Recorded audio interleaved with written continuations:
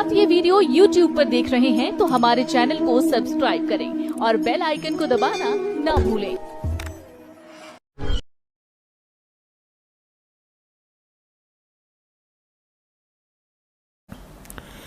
जैसे माता गर्भ को रखे यत्न बनाए, ठेस लगे तो छिन्न हो तेरी ऐसे भक्ति जावे। गुणात्माओं, आपको जब इस मंत्र की महिमा का और इसकी कीमत का पता चलेगा, आप इतने सतर्क हो जाओगे जैसे किसी बहन बेटी को बहुत ही समय उपरांत या वैसे भी गर्भ रह जाता है तो फिर उसके प्रति वो कितनी सतर्क होती है। और बड़ी बूढ़ियां भी उसको बताती हैं, बेटा ऐसे ना करना, ऐसी वस्तु ना खाना, ऐसे सावधानी से कदम रखना ताकि तेरा बच्चा खराब ना हो। और वो भी रात्रि के समय भी जब नींद के अंदर होती है, कभी करवट बदलती है और एकदम झटके से वो सावधान होती है कहीं मेरे बालक पर दाब ना गिरगी हो और कहीं खराब ना हो जाए, क्योंकि वो उसकी कीमत से वो परिचित है। इसी प्रकार ये भक्ति रूपी आज बीज आपके आत्मा में डला है जिस दिन आपने नाम ले लिया। अब ये भक्ति रूपी गर्भ आपके अंदर प्रारंभ हो गया है, इसको सफल करके इस लाल को पूरा करो और आपका मोक्ष होगा। धन जननी धन भूमि धन, धन नगरी धन देश, धन करणी धन कुल धन, जहाँ साधु परवेश। आदरणीय गरीबदास साहिब जी को परमात्मा मिले थे स्वयं, उनको सचखंड सतलोक लेकर गए थे जो अपना मूल स्थान है, जहाँ सर्व सुख है, कोई दुख नहीं, वहाँ ना वृद्ध अवस्था है ना मृत्यु है, वहाँ सदा युवा रहते हैं, कोई काम नहीं। वो सुख आपको वहाँ प्राप्त होगा जिसकी खोज आप इस 21 ब्रह्मांड की काल की जेल में खोज रहे हो। यहाँ पर प्रत्येक वस्तु का अभाव बना ही रहता है, कोई ना कोई चीज़ का अभाव यहाँ बना ही रहता है और वहाँ किसी वस्तु का अभाव नहीं है। तो आदरणीय गरीबदास साहिब जी को परमात्मा उस स्थान पर लेकर गए, वहाँ से वापस छोड़ा, अपने से परिचित करा, यथार्थ ज्ञान उनको दिया, उनका ज्ञान योग खोल दिया। उसके बाद आदरणीय गरीबदास साहिब जी ने परमात्मा से प्राप्त उस ज्ञान को हमारे लिए कैसे वर्णित किया है। धन जननी धन भूमि धन, धन नगरी धन देश, धन करणी धन कुल धन, जहाँ साधु परवेश। गरीब संत सुरसरी चलत है, मारू देश बहंत, बागड़ मंज बिलास हो, ऐसे नदी सुरसरी संत।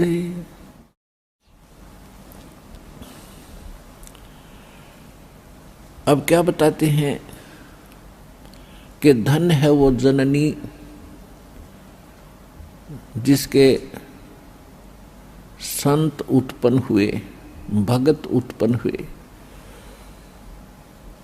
और धन है वो भूमि जहाँ पर उनका जन्म हुआ, और धन है वो नगरी जिसमें उस संत भगत का जन्म हुआ, और धन है उन अक्षेत्र के लोगों की शुभ करनी शुभ कर्म, और धन है वो कुल जहाँ पर संत प्रगट हुए, प्रवेश हुए। एक तो वो स्थान धन्य है जहाँ संत का जन्म हुआ, और वो माँ धन्य है जिससे जन्म हुआ।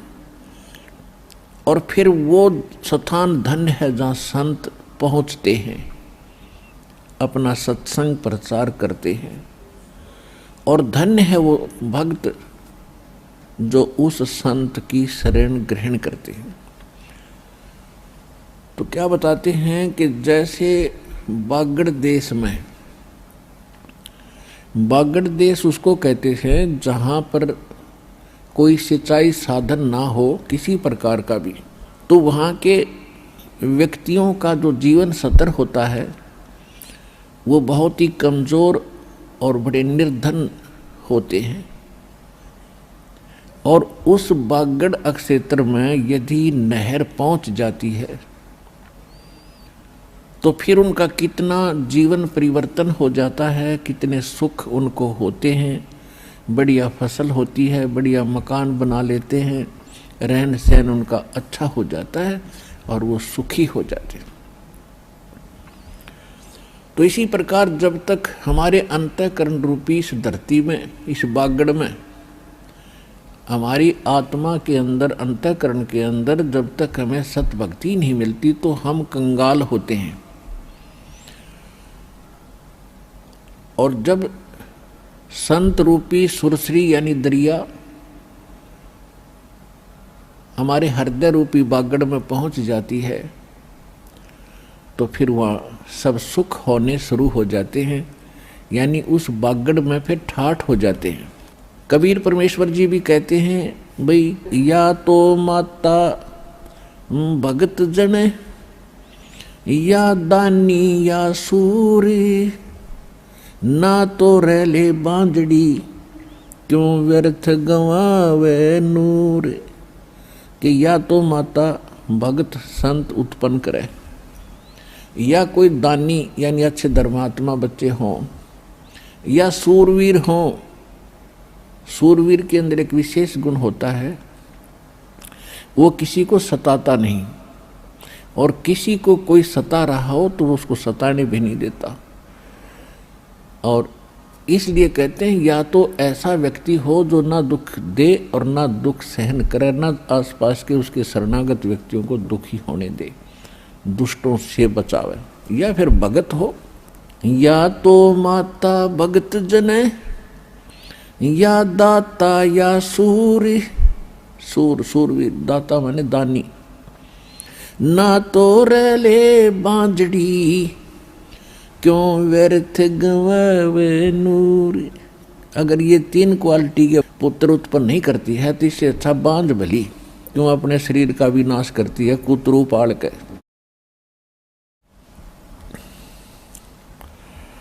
धन जननी धन भूमि धन्य, धन नगरी धन देश, धन करणी धन कुल धन, जहाँ संत परवेश।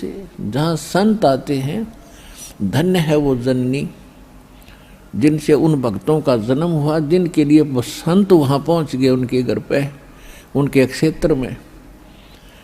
और धन्य है वो भूमि, धन्य है वो देश, पूरा देश। अब देखो, इस दास को माता ने जन्म दिया, परमात्मा ने इस दास को अपने ज्ञान से परिपूर्ण किया। पूरे भारत देश पर कृपा होगी, कहाँ कहाँ से पुण्यात्मा परमात्मा के बच्चे आकर लाभ उठा रहे हैं। कहते धन जननी धन भूमि धन, धन नगरी धन देश। नगरी धन्य और सारा देश धन्य।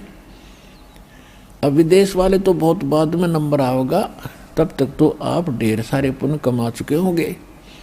तो इस नगरी पर, इस देश पर कितनी कृपा है।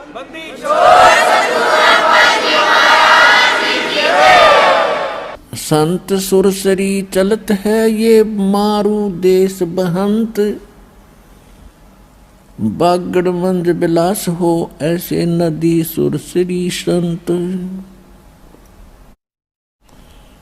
अब परमात्मा कहते हैं साधु संत एक जनसाधारण से नजर आते हैं, लेकिन उनके अंदर एक विशेष परमात्मा की पावर होती है।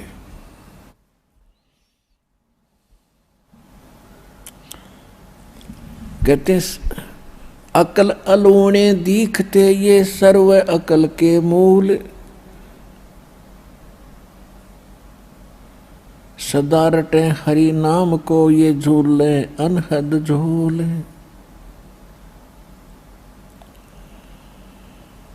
अपने आत्माओं जैसे आज संसार के व्यक्ति सिर्फ ये बात जानते हैं कि काम करो, और जो काम नहीं करते और सत्संग वगैरह में जाते हैं, 2-2 3-3 दिन लगा कर आते हैं, तो उनको मूर्ख समझते हैं।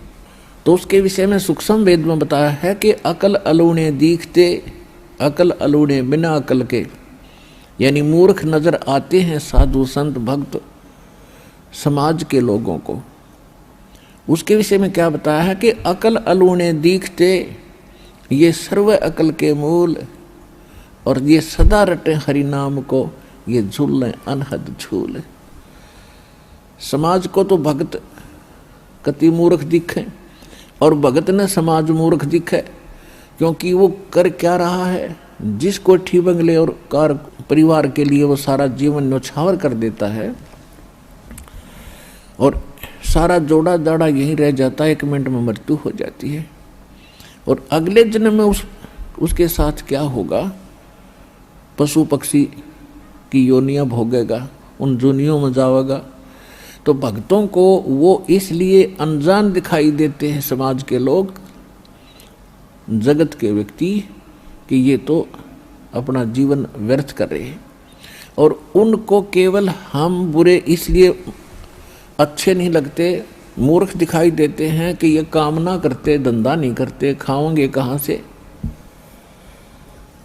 तो ये उनकी अपनी सोच है और अध्यात्म मार्ग इसके विपरीत है।